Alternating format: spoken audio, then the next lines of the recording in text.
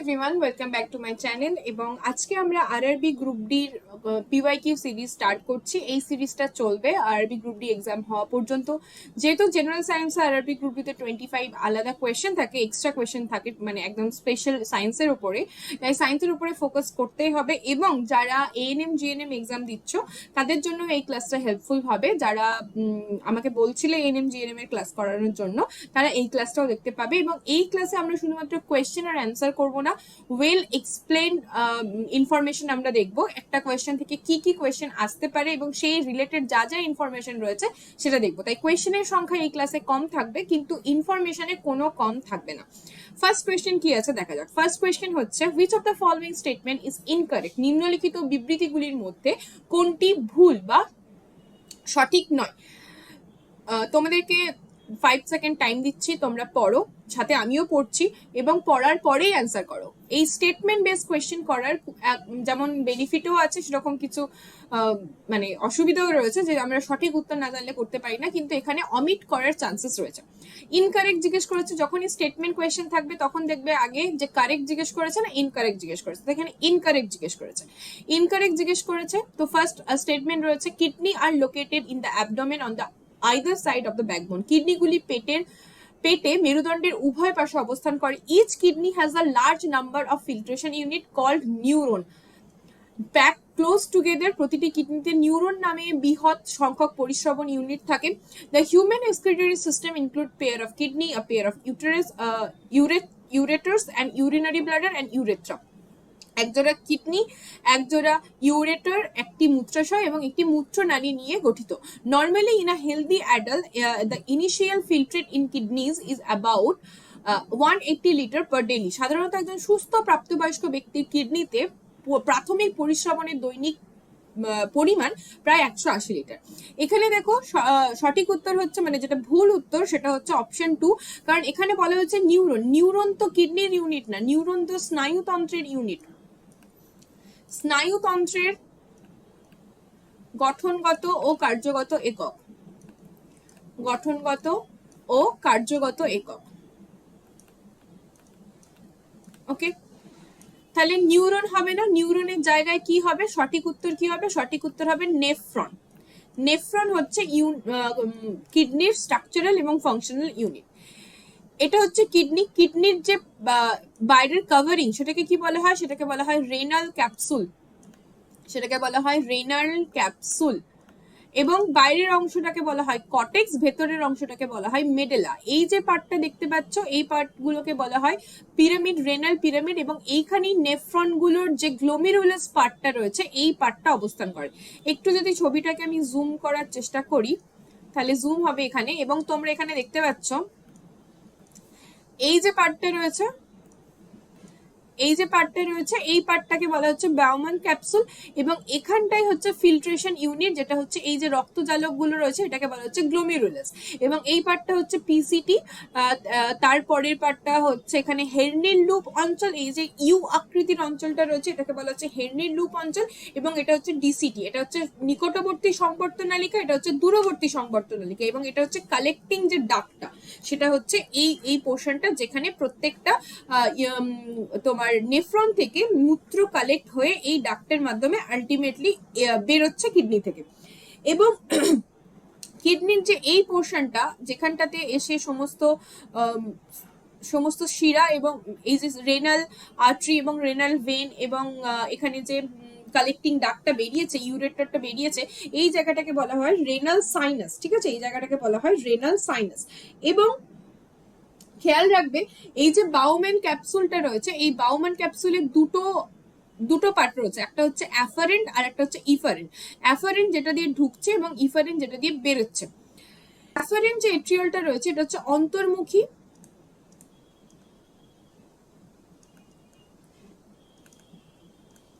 ধমনিকা, এটা দিয়ে রক্ত আসছে। এবং এর এই অন্তর্মুখী ধমনিকার যে তোমার সাইজটা, সেটা কিন্তু বড়, প্রস্থ। এবং যে বহির্মুখী ধমনিকা,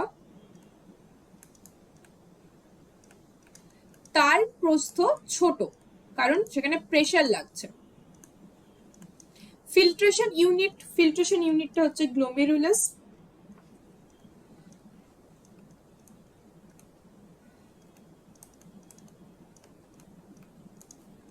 এবং এই গোটা পার্টটাকে বলা হচ্ছে ম্যালপিজিয়াম corpuscle.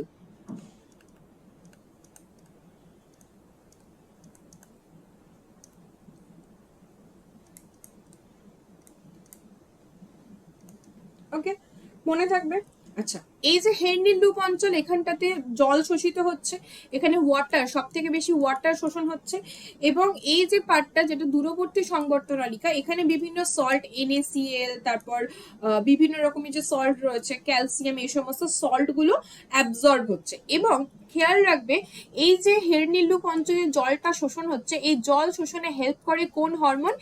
ADH, anti diuretic hormone. এই হরমোন জলের পুনঃশোষণে সাহায্য করে, জলের পুনঃশোষণে সাহায্য করে। এবং এই হরমোনের অভাবেই বহুমূত্র রোগ দেখা যায়। Next question number 2. Which of the following has less opposition to the flow of the current? বিদ্যুৎ প্রবাহে নিম্নলিখিত কোনটি সব মধ্যে কোনটির বাধা কম? A good conductor, a good insulator, a high resistance, a bad conductor. কোনটা সব থেকে কম ফ্লোকে আটকাবে? কম আটকাবে গুড কন্ডাক্টর। গুড কন্ডাক্টর কারা হয়? মেটালস আর গুড কন্ডাক্টর। মেটালস আর গুড কন্ডাক্টর। কেন মেটালস গুড কন্ডাক্টর হয়? কারণ এদের মধ্যে ফ্রি ইলেকট্রন থাকে। ফ্রি ইলেকট্রন থাকে যারা ইলেকট্রিসিটি কন্ডাক্ট করে। যেদিকে ইলেকট্রনের ফ্লো হয়, যেদিকে ইলেকট্রনের ফ্লো হয় তার অপোজিট দিকে ইলেকট্রিসিটি কন্ডাক্ট হয়, ইলেকট্রিসিটি তার অপোজিট দিকে প্রবাহিত হয়।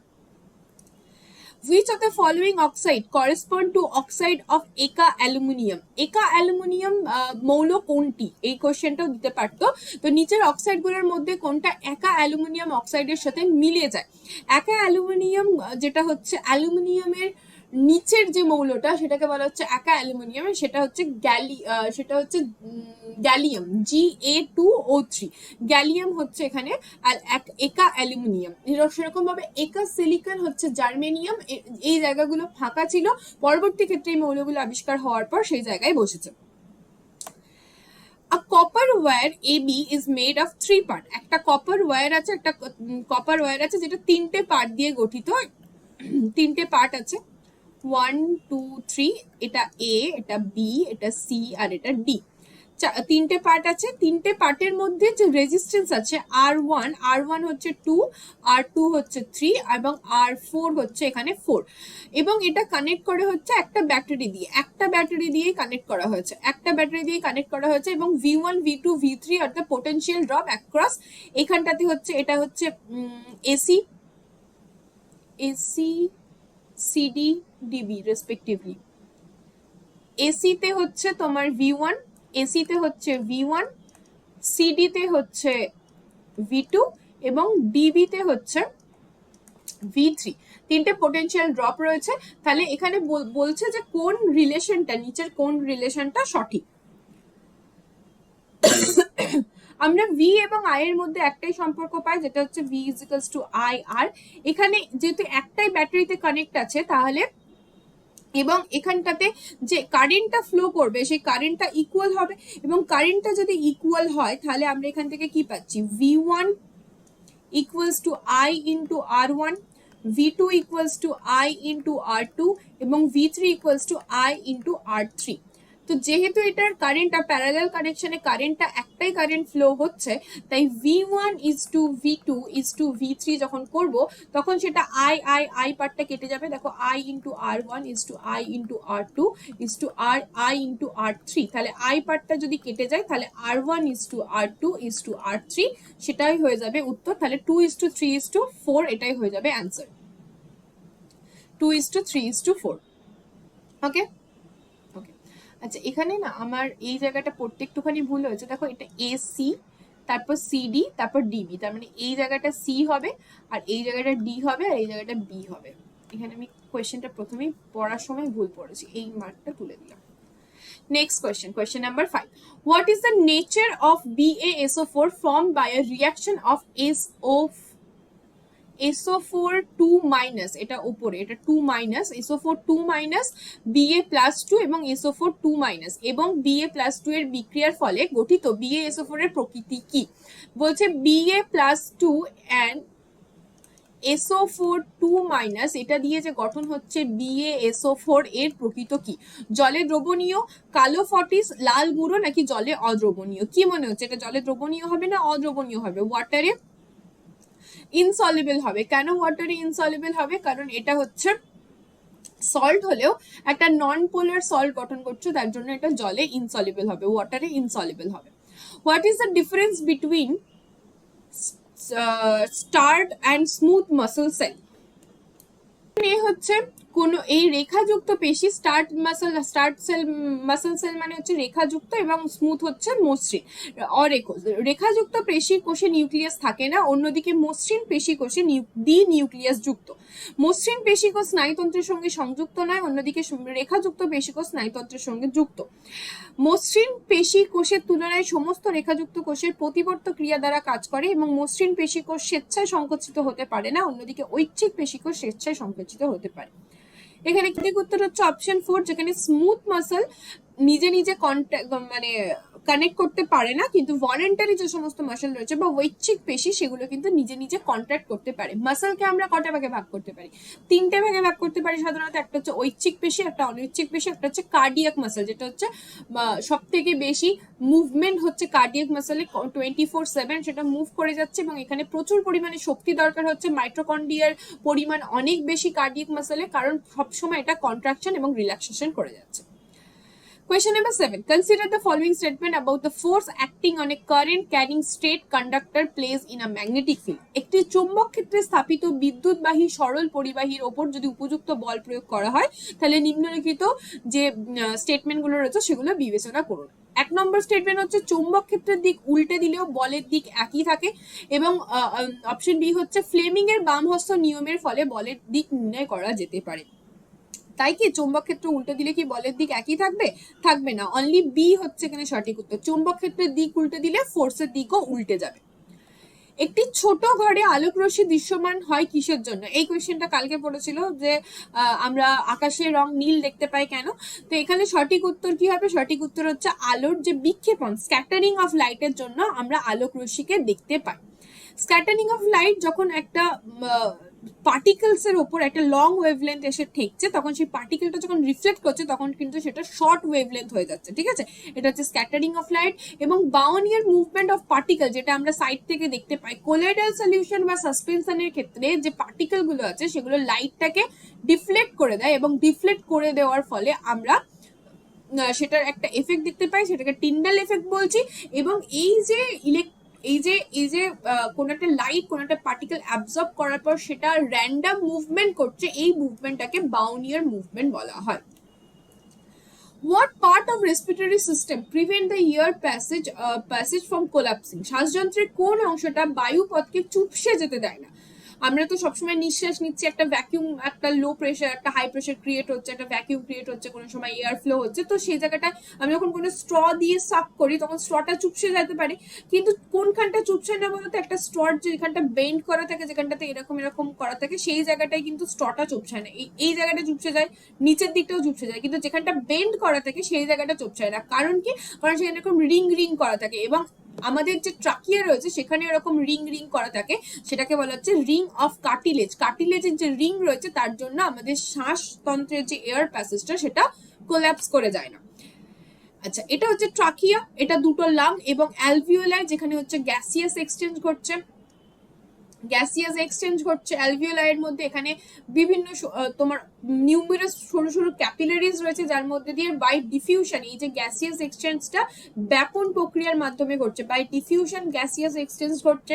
এবং এই যে এটা যেটার উপরে লাংটা রয়েছে, যেটার কন্ট্রাকশন এবং রিল্যাক্সেশনের ফলে লাংস মুভ, মানে আমাদের চেস্ট পার্টটা আপ অ্যান্ড ডাউন করছে। যখন আমরা নিঃশ্বাস প্রশ্বাস নিচ্ছি, প্রশ্বাস নিচ্ছি, নিঃশ্বাস ত্যাগ করছি, তখন আমাদের যে ক্যাভিটিটা রয়েছে, ক্যাভিটিটা মুভমেন্ট করছে, ঠিক আছে? বুকটা ওপর নিচ করছে, সেটা ডায়াফ্রামের কন্ট্রাকশন এবং রিল্যাক্সেশনের জন্য হয়। প্লুরাল ফ্লুইড, প্লুরা হচ্ছে ফুসফুসের কাভারিং, ফুসফুসের আবরণী, এবং এই প্লুরাল ফ্লুইড যখন এক্সিট করে যায় বা প্লুরাল ফ্লুইডে যখন ইনফেকশন হয় সেটাকে বলা হয় প্লুরোসিস। এখানে যদি ইনফেকশন হয় সেটাকে বলা হয় প্লুরোসিস। ওকে, এটা হচ্ছে লেফট লোব, এটা রাইট লোব। আচ্ছা, এই যে ব্রাঞ্চ সৃষ্টি হচ্ছে সেটা হচ্ছে ব্রঙ্কিয়লস থেকে, তারপর বঙ্কাই সৃষ্টি হচ্ছে, এবং এখানে প্রচুর এয়ার স্যাক রয়েছে, যে এয়ার স্যাক গুলোকে বলা হচ্ছে অ্যালভিওলার। বৈদ্যুতিক মিটারে কোয়েশ্চেন নাম্বার 10, বৈদ্যুতিক মিটারে কোন অংশটি কারেন্টের প্রবাহের দিক পরিবর্তন করে? কোন অংশটা কারেন্টের যে প্রবাহ হয় সেটার দিক পরিবর্তন করে? Brush, split ring, soft iron core নাকি কয়েল? কোনটা দিক পরিবর্তন করে? স্প্লিট রিং দিক পরিবর্তন করে। মিটারের স্ট্রাকচার এটা রয়েছে, মিটারের স্ট্রাকচার এখানে ম্যাগনেট রয়েছে, এবং এই জায়গাটাতে একটা তোমার যে ম্যাগনেটিক ফিল্ডের মধ্যে কয়েলটা রোটেট করছে অ্যান্টি ক্লকওয়াইজ, এইখানটাতে তোমার কমিউটেটর রয়েছে এবং একটা ব্যাটারির সাথে কানেক্ট করা রয়েছে। প্রত্যেকটার কি কি কাজ রয়েছে সেটা আমরা একটু ডিটেলসে দেখবো। এখানে একটা ফিল্ড ম্যাগনেট রয়েছে, এই ফিল্ড ম্যাগনেটের কাজ হচ্ছে একটা পার্মানেন্ট ম্যাগনেট হতে হবে, এবং এখানে তড়িৎ চুম্বকও হতে পারে, এবং এটা মোটরের যে স্ট্যাটার অংশ সেটা সেখানে রয়েছে। আর্মেচার বা কয়েল, এটা হচ্ছে আয়তকার কুণ্ডলীকৃত এই যে কয়েলটা, এটাকে বলা হচ্ছে আর্মেচার বা কয়েল, এই পার্টটাকে। এবং এই পার্টটা কি করছে, একটা তামার তার, অন্তরক তামার তার দিয়ে তৈরি, এবং এটা নরম লোহার মজ্জায় বা সফট আয়রন কোরের ওপর পেঁচানো থাকে। এই কুণ্ডলীটি ক্ষেত্র চুম্বকের চুম্বক ক্ষেত্রের মধ্যে স্থাপন করা হয়, এবং মোটরের যখন ঘূর্ণনের মধ্যে এটা ঘটে। যখন এই কুণ্ডলীর মধ্য দিয়ে বিদ্যুৎ প্রবাহিত হয় তখন চুম্বক ক্ষেত্রের প্রভাবে এটি একটি বল অনুভব করে এবং ঘুরতে থাকে। আমরা মোটরের যে আর্মেচার যে পার্টটা, সেই পার্টটা ঘুরে ঘুরে কোনো মোটরের যে মোটরের যে চক্রটা আমরা দেখতে পাই, সেটা স্পিনিংটা আমরা দেখতে পাই, সেটা এই আর্মেচার কয়েলের জন্যই দেখতে পাই। এরপরে থাকে একটা কমিউটেটর বা বিভক্ত রিং, যেটা হচ্ছে এই পার্টটা হচ্ছে কমিউটেটর, এই পার্টটা। এবং এখানে এটা হচ্ছে ধাতব রিং দিয়ে গঠিত এবং আর্মেচার কয়েলের দুই প্রান্তে এর সঙ্গে সংযুক্ত থাকে। গুরুত্বপূর্ণ অংশগুলির মধ্যে একটি, কারণ এটির একটি অর্ধ ঘূর্ণনের ফলে কয়েলের বিদ্যুতের প্রবাহ উল্টে যায়। তাহলে এই যে স্প্লিট রিং, যেটা হচ্ছে বিদ্যুতের প্রবাহ উল্টে যায়।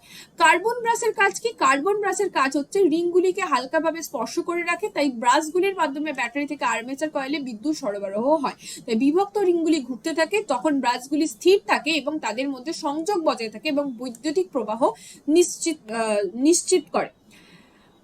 আরেকটা হচ্ছে অ্যাক্সিস বা স্টাফ, সেটা কি করছে, সেটা হচ্ছে আর্মেচারের সঙ্গে সংযুক্ত থাকে এবং যান্ত্রিক শক্তিকে বাইরে পাঠায়। আর্মেচারের ঘূর্ণনে এই যে অ্যাক্সিস বা স্টাফ, এটা যন্ত্রপাতিতে স্থানান্তর করা হয়। যেমন ফ্যানের ব্লেডকে ঘোরাচ্ছে, ভেতরে তো আর্মেচারটা ঘুরছে মোটরের জন্য, ফ্যানের ব্লেডটাকে ঘুরতে সাহায্য করছে এই স্টাফ বা অ্যাক্সিস। কোয়েশ্চেন নাম্বার 13, নিম্নলিখিত প্রাণীগুলির মধ্যে কোনটা বার্ডিং এর দ্বারা প্রজনন বা রিজেনারেশন ঘটাতে পারে? Which of the following animals reproduce budding and can also carry out regeneration? রিজেনারেশনও করতে পারে, বার্ডিংও করতে পারে। এটা কে করতে পারে? হাইড্রা করতে পারে। হাইড্রা রিজেনারেশনও করতে পারে, বার্ডিংও করতে পারে। প্লাজমোডিয়াম কি করে? প্লাজমোডিয়াম হচ্ছে বহু বিভাজন করে, মাল্টিপল ফিশন করে, বহু বিভাজন। প্ল্যানেরিয়া কি করে? প্ল্যানেরিয়া রিজেনারেশন করতে পারে। ইস্ট শুধুমাত্র বার্ডিং করতে পারে। এখানে জননের প্রকারভেদ রয়েছে, অযৌন জনন, অ্যাসেক্সুয়াল রিপ্রোডাকশন, সেটা ফিশন হতে পারে, দ্বিবিভাজন বা বাইনারি ফিশন হতে পারে, বহু বিভাজন বা মাল্টিপল ফিশন হতে পারে, বার্ডিং বা কোরকোদ্গম হতে পারে, গেমিউল ফর্মেশন, খন্ডি ভবন, regeneration, spore formation, zoospore, angiospore, এতগুলো অযৌন জনন হতে পারে। অযৌন জনন পদ্ধতিতে কোনো রকমের মাইটোসিস আমরা মিওসিস আমরা দেখতে পাবো না, মিওসিস দেখা যায় না।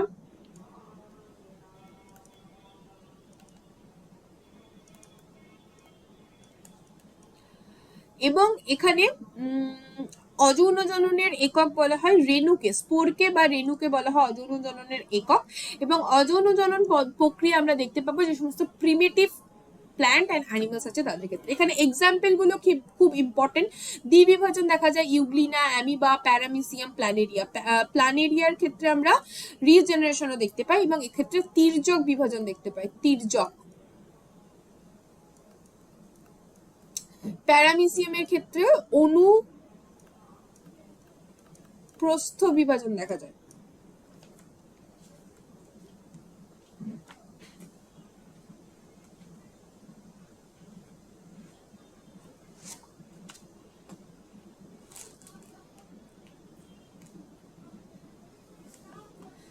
এটাকে বলা হয় ট্রান্সভার্স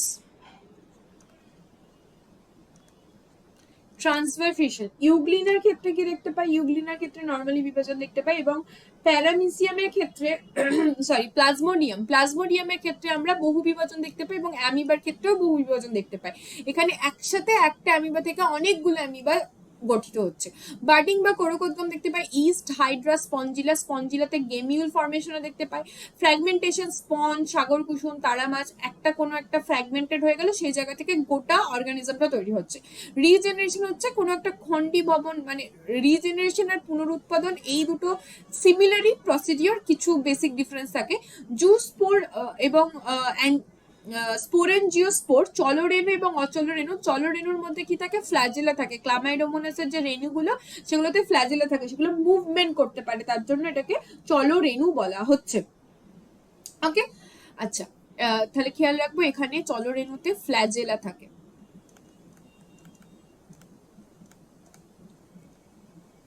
মুভমেন্ট করতে পারে। আচ্ছা, যৌন জনন তিনটে প্রকারের: অ্যাপোমিক্সিং, সিনগ্যামি এবং কনজুগেশন। অ্যাপোমিক্সিং কোথায় দেখা যায়, সিনগ্যামি কোথায় দেখা যায়, এবং কনজুগেশন কোথায় দেখা যায়? অ্যাপোমিক্সিং হচ্ছে তোমার দেখা যাচ্ছে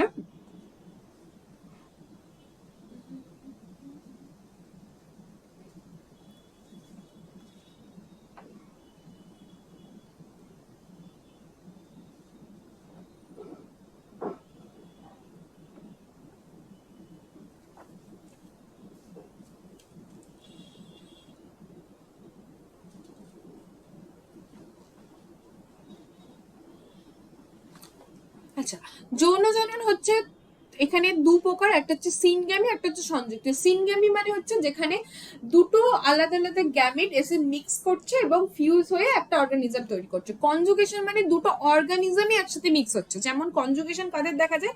কনজুগেশন দেখা যায় স্পাইরোগাইরা,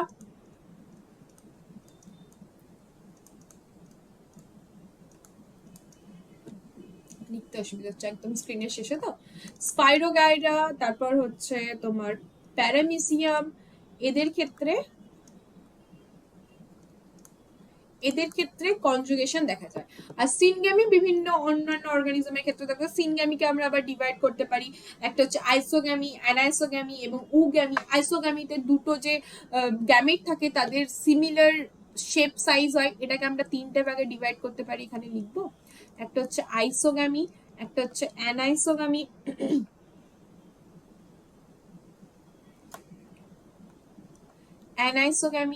আর একটা হচ্ছে উগ্যামি।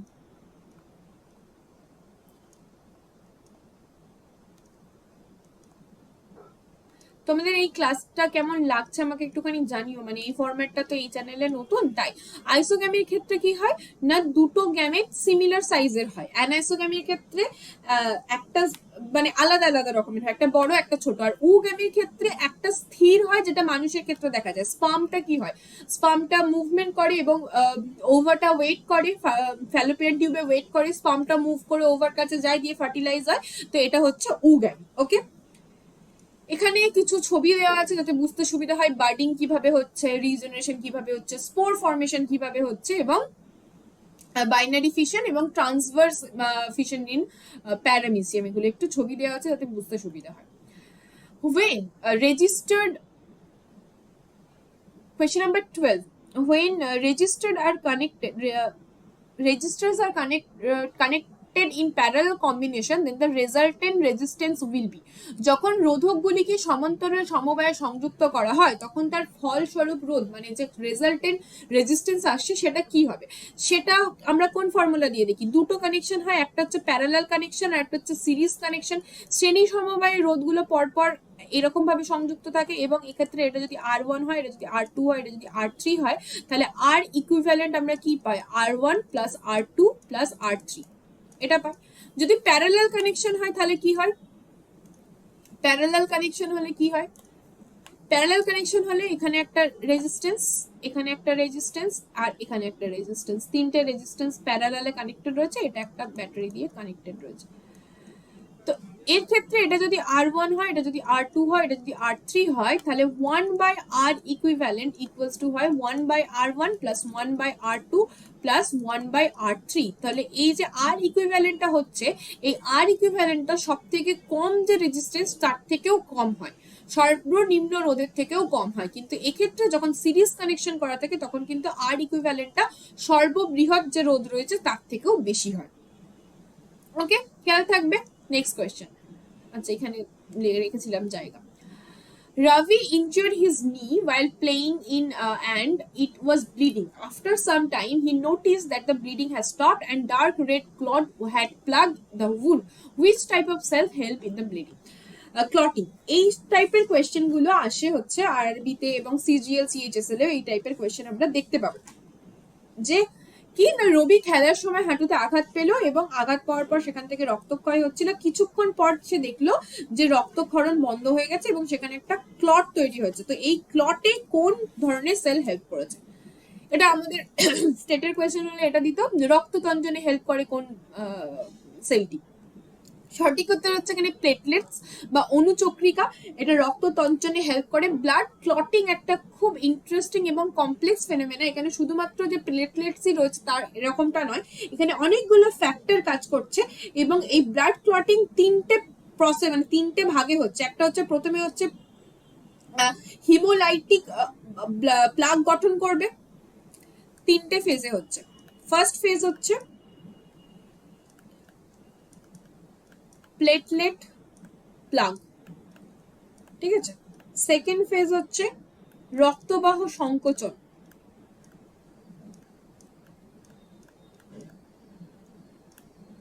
আর থার্ড ফেজ হচ্ছে রক্ততঞ্চন, ঠিক আছে। এখানে অনেকগুলো ফ্যাক্টর কাজ করে এবং সেই রকম কিছু ফ্যাক্টর হচ্ছে রক্ত বাহের মধ্যে যারা জমাট বাঁধতে দেয় না রক্তকে, সেটা তো আমরা পড়েছি অলরেডি, হেপারিন, অ্যান্টিথ্রম্বিন 3, এগুলো সমস্ত রক্তবাহের মধ্যে রক্তকে জমাট বাঁধতে দেয় না। কিন্তু রক্ত তঞ্চনের যে ফ্যাক্টরগুলো রয়েছে টোটাল 13টা ফ্যাক্টর থাকে, যার মধ্যে একটা ফ্যাক্টর হচ্ছে আমরা পড়ি ক্যালসিয়াম +2 আয়ন, তারপর হচ্ছে ভিটামিন কে একটা ফ্যাক্টর যেগুলো রক্ত তঞ্চনে হেল্প করে। এছাড়া এরপরে স্লাইডটা ফাঁকা আছে, হ্যাঁ এরপরে স্লাইডটা ফাঁকা আছে। এছাড়া আর কি কি হেল্প করে? ফাইব্রিনোজেন,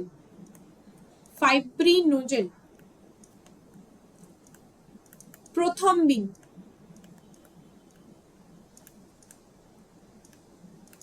থ্রম্বোপ্লাস্টিন,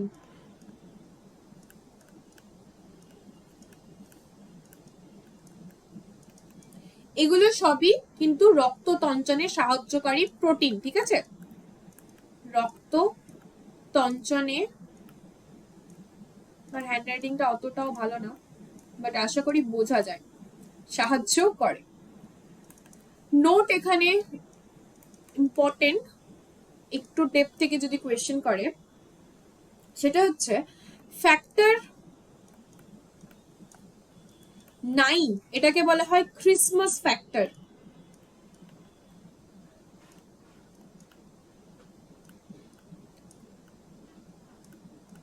এবং এই ক্রিসমাস ফ্যাক্টর কি করে? প্লাজমাতে থ্রম্বোপ্লাস্টিন উৎপন্ন করে, এটা থ্রম্বোপ্লাস্টিন উৎপন্নে হেল্প করে। এবং ফ্যাক্টর 10 কে কি বলা হয়? ফ্যাক্টর 10 কে বলা হয় স্টুয়ার্ট ফ্যাক্টর। এর অভাবে রক্ততঞ্চন ব্যাহত হয়।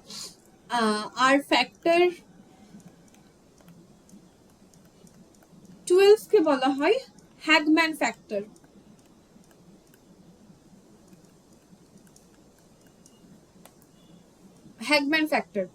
আমি একটা জায়গাতে মানে সরি আমি একটা নোটস বানিয়েছিলাম, সেখানে এগুলো সমস্ত ডিটেলস ছিল, কিন্তু আমি সেই নোটটা তোমাদের সাথে এই মুহূর্তে শেয়ার করতে পারবো না, কারণটা হচ্ছে কিছু ইস্যুস হবে তার জন্য। বাট আই হোপ ইনফরমেশন গুলো তোমরা, এই ইনফরমেশন গুলো ক্লাস 11-12 এর বইতে আছে, সেখান থেকে তোমরা কাট করতে পারো, কিন্তু যদি নাও করো আমি তোমাদের ক্লাসে যতটুকু লাগবে ততটুকু পড়িয়ে দেবো। এবং খেয়াল রাখবে, এই যে রক্ততঞ্চনের যখন ফ্যাক্টরে ত্রুটি হয়, এই যে ফ্যাক্টর 8 এবং ফ্যাক্টর 9 এ যদি ত্রুটি হয়, তাহলে সেই ক্ষেত্রে হিমোফিলিয়া রোগ লক্ষ্য করা যায়। রক্ত তঞ্চনে ফ্যাক্টরের ত্রুটির কারণে কোন রোগ দেখা যায়? হিমোফিলিয়া রোগ দেখা যায়। হিমোফিলিয়া রোগ দেখা যায়। এই হিমোফিলিয়া রোগ হচ্ছে একটা এক্স ক্রোমোজোম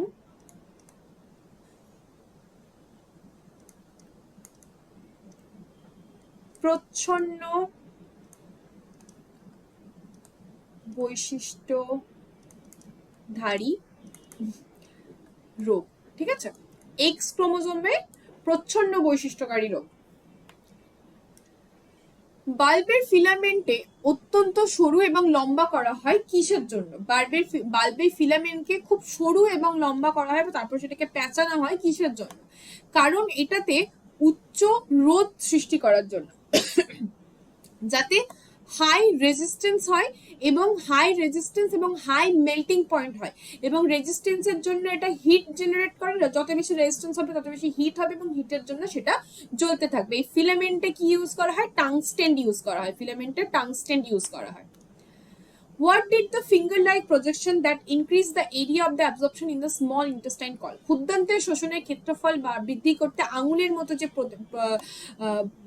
যে প্রবর্ধক থাকে তাকে কি বলা হয়? তাকে বলা হয় ভিলি বা ভিলাই। তাকে বলা হয় ভিলি বা ভিলাই, যেটা সারফেস এরিয়া বাড়ায়। কারণ ক্ষুদ্রান্তের মধ্যে সব থেকে বেশি অ্যাবজর্পশন হচ্ছে পাকস্থলীতে শুধুমাত্র কিছু ওষুধ এবং খুব কম জিনিসপত্র অ্যাবজর্পশন হয়। সব থেকে ম্যাক্সিমাম শোষণ কোথায় হচ্ছে? ক্ষুদ্রান্তে হচ্ছে। তাই ক্ষুদ্রান্তের যে অ্যাবজর্পশন এরিয়া, সেই অ্যাবজর্পশন এরিয়া ইনক্রিজ করার জন্য ভিলি বা ভিলাই থাকে। Okay, next question number 16. Through that process, what process does water expansion downward in the soil? মাটির নিচে কোন প্রক্রিয়ার মাধ্যমে জল গভীরে প্রবেশ করে? এটা আমরা অলরেডি করে নিয়েছি। এটা হচ্ছে ইনফিল্ট্রেশন বা অনুপ্রবেশ। ঠিক আছে, ইনফিল্ট্রেশন বা অনুপ্রবেশের মাধ্যমে। আচ্ছা, এখানে অসমোসিস, রিভার্স অসমোসিস, এই প্রসেসগুলো তোমাদেরকে বলেছি, তোমরা একটুখানি রিক্যাপ করে নিও।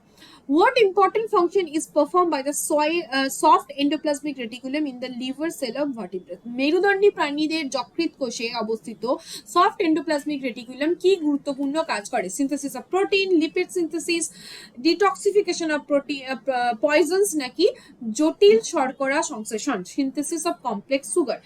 সফট এন্ডোপ্লাজমিক রেটিকুলাম কি কাজ করে? মেনশন করে দিয়েছে লিভার সেলে যেটা করে সেটা হচ্ছে ডিটক্সিফিকেশন অফ প্রোটিন করে। নর্মালি এন্ডোপ্লাজমিক রেটিকুলামকে আমরা দুটো ভাগে ভাগ করি, একটা হচ্ছে সফট এন্ডোপ্লাজমিক রেটিকুলাম, একটা হচ্ছে rough endoplasmic reticulum. Rough endoplasmic রেটিকুলামের গায়ে রাইবোজোম লেগে থাকে এবং সফট এন্ডোপ্লাজমিক রেটিকুলামের গায়ে রাইবোজোম লেগে থাকে না। সফট এন্ডোপ্লাজমিক রেটিকুলাম কি করে? সফট এন্ডোপ্লাজমিক রেটিকুলাম লিপিড সংশ্লেষ করে এবং রাফ এন্ডোপ্লাজমিক রেটিকুলাম প্রোটিন সংশ্লেষ করে। ওকে, এন্ডোপ্লাজমিক রেটিকুলাম সর্বপ্রথম পোর্টার কোষে পর্যবেক্ষণ করে এবং এখানে তিন রকমের গঠন দেখতে পাওয়া যায়। একটা হচ্ছে সিস্টার্নি ভেসিকলস অথবা টিউবলস। ওকে, এবং কিছু এই যে সফট এন্ডোপ্লাজমিক রেটিকুলাম যারা লিপিড সংশ্লেষ করে, এরা কিছু হরমোন, যে সমস্ত লিপিড ধর্মী হরমোন রয়েছে, টেস্টোস্টেরন, প্রোজেস্টেরন, এগুলো সংশ্লেষে হেল্প করে। Which of the following group of organism help in keeping the environment clean? কোন জীবগোষ্ঠী পরিবেশকে পরিষ্কার রাখতে সাহায্য করে? পরিবেশকে পরিষ্কার রাখতে সাহায্য করে ব্যাকটেরিয়া এবং ফাঙ্গি, কারণ এরাই হচ্ছে স্যাপ্রোফাইটিক নেচারের হয়, যারা হচ্ছে পচা গলা মৃতদেহ থেকে পুষ্টি রস সম্পন্ন করে। স্যাপ্রোফাইটিক ইন নেচার হয়। অ্যালগি আর লাইকেন থেকে প্রচুর পরিমাণে অক্সিজেন প্রডিউস করতে পারে লাইকেন, এবং অ্যালগিও তাই করে। কিন্তু অ্যালগি ওয়াটার ব্লুমও সৃষ্টি করে, পলিউশনও সৃষ্টি করতে পারে। এবং লাইকেন হচ্ছে একটা সিম্বায়োটিক রিলেশন বিটুইন অ্যালগি এবং ফাঙ্গি। ব্যাকটেরিয়া এবং ছত্রাকের মধ্যে একটা সিম্বায়োটিক সম্পর্ক হচ্ছে লাইকেন।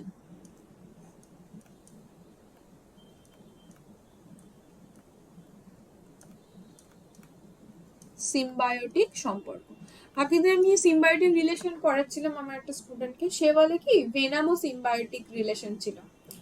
মানে হ্যাপি টু হিয়ার যে ওটা কানেক্ট করতে পেরেছে, বাট সেটা মনে আছে, বাট লাইকেন যে কার কার সিম্বায়োটিক সেটা তার মনে থাকে না। রাত যদি তুই ক্লাসটা দেখিস তাহলে কমেন্ট করিস।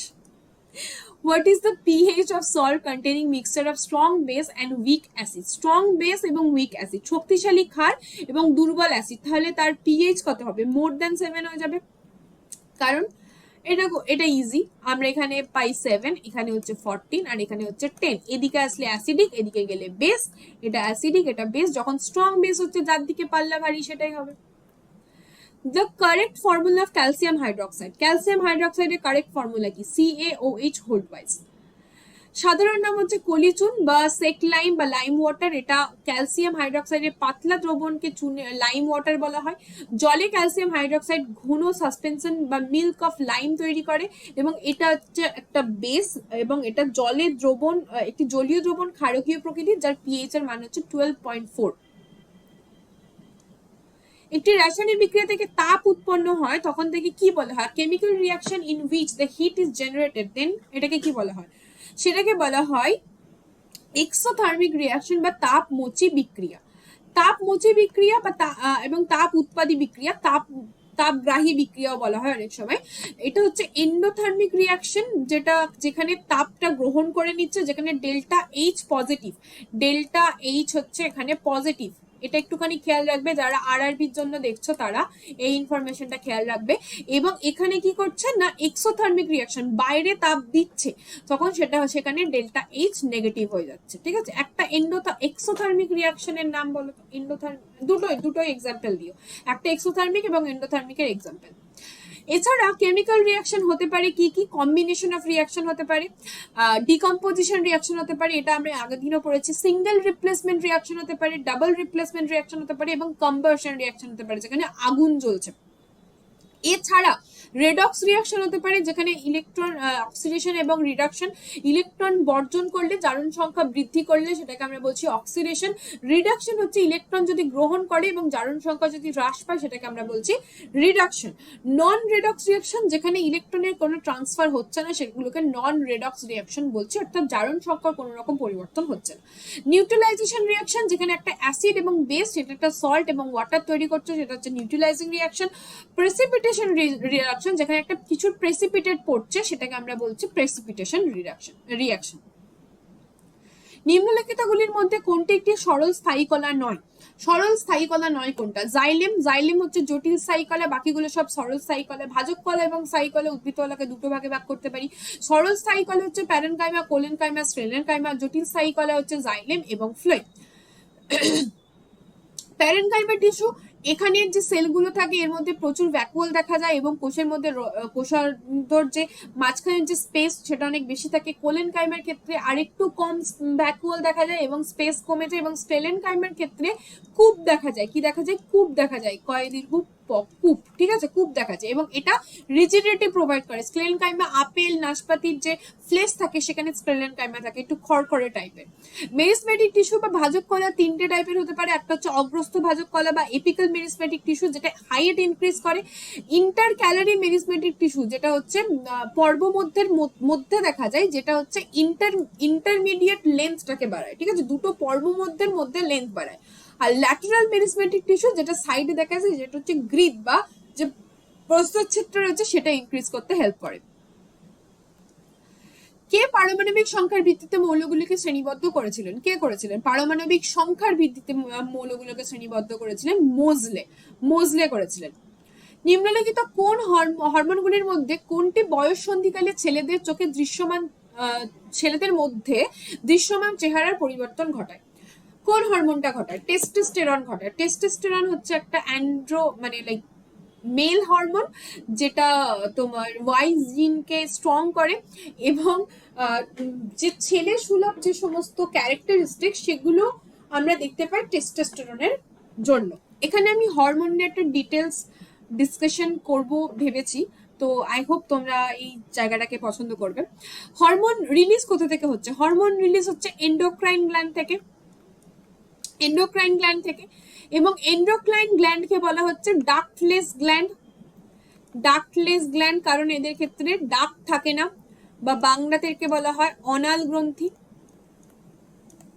অনাল গ্রন্থি। যে সমস্ত ডক্টর এন্ডোক্রাইন গ্ল্যান্ড সম্পর্কে পড়াশোনা করেন এবং চিকিৎসা করেন তাদেরকে বলা হয় এন্ডোক্রিনোলজিস্ট, এবং যে ব্রাঞ্চ অফ সায়েন্সে এন্ডোক্রাইন গ্ল্যান্ড সম্পর্কে পড়াশোনা করা হয় তাকে বলা হয় এন্ডোক্রিনোলজি। ওকে, মানুষের শরীরে এন্ডোক্রাইন গ্ল্যান্ড রয়েছে কোথা থেকে শুরু করব আমরা? হাইপোথ্যালামাস থেকে শুরু করি। হাইপোথ্যালামাস ব্রেনে রয়েছে এবং এটা পিটুইটারি গ্ল্যান্ডকে কন্ট্রোল করছে, হাইপোথ্যালামাস কন্ট্রোল করছে পিটুইটারিকে, তাই জন্য হাইপোথ্যালামাসকে বলা হয় সুপ্রিম কমান্ডার, সুপ্রিম কমান্ডার। এবং পিটুইটারিকে বলা হয় মাস্টার গ্ল্যান্ড, পিটুইটারিকে বলা হয় মাস্টার গ্ল্যান্ড। ওকে, আচ্ছা, হাইপোথ্যালামাস কন্ট্রোল করছে পিটুইটারিকে এবং পিটুইটারি কন্ট্রোল করছে বাকি সমস্ত এন্ডোক্রাইন গ্ল্যান্ডকে। পিটুইটারি হয়ে গেল, হাইপোথ্যালামাস হয়ে গেল, তারপর হচ্ছে এখানে থাইরয়েড গ্ল্যান্ড, তারপরে থাইরয়েড গ্ল্যান্ডের সাথে আছে parathyroid gland, adrenal gland, adrenal গ্ল্যান্ডকে বলা হয় সুপ্রারেনাল গ্ল্যান্ড, যেহেতু কিডনির ওপরে অবস্থিত, সুপ্রারেনাল গ্ল্যান্ড। প্যানক্রিয়াস যেটা হচ্ছে একটা মিক্স গ্ল্যান্ড, প্যানক্রিয়াস হচ্ছে মিক্স গ্ল্যান্ড কারণ এর কিছু সেল হচ্ছে এক্সোক্রাইন গ্ল্যান্ড হিসেবেও কাজ করে বা সনাল গ্রন্থি হিসেবেও কাজ করে, যারা হচ্ছে উৎসেচক উৎসেচক উৎপন্ন করে। সনাল গ্রন্থি বা এক্সোক্রাইন গ্ল্যান্ড তারা কি উৎপন্ন করে? তারা হচ্ছে এনজাইম উৎপন্ন করে, ঠিক আছে, এনজাইম উৎপন্ন করে। আর এন্ডোক্রাইন গ্ল্যান্ড হচ্ছে হরমোন রিলিজ করে, এবং এগুলো বাই ডিফিউশন ব্লাড স্ট্রিমে চলে যায়, ঠিক আছে, বাই ডিফিউশন ব্লাড স্ট্রিমে যায়। ওকে, টেস্টিস মেলদের ক্ষেত্রে থাকে, ফিমেলদের ক্ষেত্রে ওভারি থাকে, বাকি সবগুলো সেম, এই দুটো খালি আলাদা। পিটুইটারি গ্রন্থি থেকে যে সমস্ত হরমোন নিঃসৃত হয়, গ্রোথ হরমোন বা এটাকে আমরা জিএইচ হিসেবেও লিখি, যেটা অগ্রপিটুইটারি থেকে নিঃসৃত হয়, শরীরের বৃদ্ধি এবং কোষ বিভাজনকে নিয়ন্ত্রণ করে। আচ্ছা, পিটুইটারির দুটো পার্ট রয়েছে, একটা হচ্ছে অগ্রপিটুইটারি, একটা পশ্চাৎ পিটুইটারি। হাইপোথ্যালামাস থেকে যে হরমোনগুলো নিঃসৃত হয় সেটা পিটুইটারির যে অগ্রপিটুইটারি রয়েছে সেই অগ্রপিটুইটারির থেকে যে হরমোনগুলো নিঃসৃত হয় সেগুলোকে রেগুলেট করে। এবং হাইপোথ্যালামাস থেকে দুটো নিউরো হরমোন রিলিজ হয়, নিউরো হরমোন রিলিজ হয়। নিউরো হরমোন কাদেরকে বলছি? যারা নিউরন থেকে রিলিজ হচ্ছে, ঠিক আছে, একটা হচ্ছে অক্সিটোসিন আর একটা হচ্ছে এডিএইচ। এই দুটোকে নিউরো হরমোন বলছি, যারা নিউরন থেকে সিক্রেট হচ্ছে। এই দুটো হরমোন হাইপোথ্যালামাস থেকে রিলিজ মানে উৎপন্ন হয় হাইপোথ্যালামাসে, কিন্তু পিটুইটারি থেকে খরিত হয়, হাইপোথ্যালামাস থেকে এসে পিটুইটারিতে জমা হয় এবং পিটুইটারি থেকে নিঃসৃত হয় এই দুটো হরমোন, ঠিক আছে। এই দুটো হরমোন পশ্চাৎ পিটুইটারি থেকে নিঃসৃত হয়।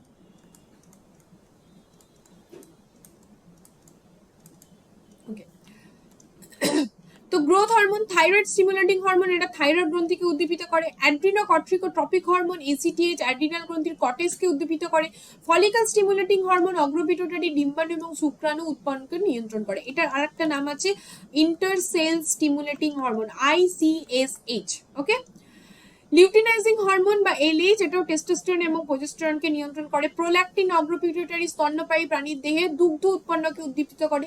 এই দুটো হচ্ছে পশ্চাৎ পিটুইটারি থেকে নির্মিত হয় এবং হাইপোথ্যালামাসে তৈরি হয়, যেটা বললাম বিকৃত জলস্য পুনঃশোষণ ঘটায়, এর অভাবে হয় বহুমূত্র রোগ। এবং এটা হচ্ছে প্রসবের জরায়ু সংকোচন এবং দুগ্ধ নিঃসরণে হেল্প করে হচ্ছে অক্সিটোসিন। জরায়ু সংকোচনে আর একটা হরমোন হেল্প করে, যেটা হচ্ছে রিল্যাক্সিন, যেটা প্লাসেন্টা থেকে নির্গত হয়, প্লাসেন্টা। থাইরয়েড হরমোন এবং থাইরয়েড গ্ল্যান্ড এবং প্যারাথাইরয়েড গ্ল্যান্ড, থাইরক্সিন হরমোন এবং ক্যালসিটোনিন প্যারাথ হরমোন। এখানে থাইরয়েড গ্রন্থির নর্মাল গ্রোথের জন্য কোন সল্ট দরকার হয়? আয়োডিন দরকার হয়। আয়োডিনের অভাবে গয়টার ডিজিজ হয়। আর থাইরয়েড গ্ল্যান্ডের যে দুটো আমরা মানে একটা হচ্ছে বেড়ে গেলে হয় থাইরয়েড হরমোন, আর যদি কমে যায়, যদি T4 T3 বেড়ে যায় তাহলে সেটাকে বলা হচ্ছে হাইপারথাইরয়েডিজম। আর যদি কমে যায়, এটা যদি ইনক্রিজ করে, আর যদি ডিক্রিজ করে যায় সেটাকে বলা হয় হাইপোথাইরয়েডিজম। দুটো ক্ষেত্রেই বিএমআর এ রিফ্লেক্ট করে। খুব থাইরয়েড হরমোনের ইমব্যালেন্স হলে অন্যান্য বডির অ্যাক্টিভিটিতেও এফেক্ট পড়ে, কারণ থাইরয়েড হরমোন বডির যে বিএমআর সেটাকে নিয়ন্ত্রণ করে। ক্যালসিটোনিন রক্তে ক্যালসিয়ামের মাত্রা কমায়, প্যারাথরমোন রক্তে ক্যালসিয়ামের মাত্রা বাড়ায়। অ্যাড্রিনাল গ্রন্থি থেকে অ্যাড্রিনালিন এবং নর অ্যাড্রিনালিন দুটো হরমোন রিলিজ হয়, যেটা হচ্ছে এমার্জেন্সি হরমোন বা fight or flight hormone response করে এবং হৃৎপিণ্ড এবং শোষণের হার বৃদ্ধি করে। এর অপোজিট হরমোন কি? নর এপিনেফ্রিন বা নর এড্রিনালিন। কর্টিসল ইম্পর্টেন্ট, যেটা গ্লুকোজ বিপাকে সাহায্য করে এবং এটা কর্টেক্স অঞ্চল থেকে উৎপন্ন হয়। এবং খেয়াল রাখবে যে ACTH ছিল অ্যাড্রিনোকর্টিকোট্রপিক হরমোন, এটা হচ্ছে কর্টেক্স থেকে যে সমস্ত হরমোনগুলো নিঃসরণ হয় সেইটাকে নিয়ন্ত্রণ করে, ঠিক আছে। কর্টেক্স থেকে যে সমস্ত হরমোন নিঃসরণ হয় সেগুলোকে নিয়ন্ত্রণ করে। অ্যালডোস্টেরন, যেটা হচ্ছে রক্তচাপ এবং জলের লবণের ভারসাম্য নিয়ন্ত্রণ করে। এখানে insulin, glucagon, oestrogen, progesterone, testosterone রয়েছে। ইনসুলিন, গ্লুকাগন এই দুটো হচ্ছে অগ্নাশয় থেকে নিঃসৃত হয়। এছাড়া আরেকটা হরমোন অগ্নাশয় থেকে নিঃসৃত হয় যেটার নাম হচ্ছে সোমাটোস্ট্যাটিন, যেটা অগ্নাশয়ের ডেল্টা সেল থেকে নিঃসৃত হয়,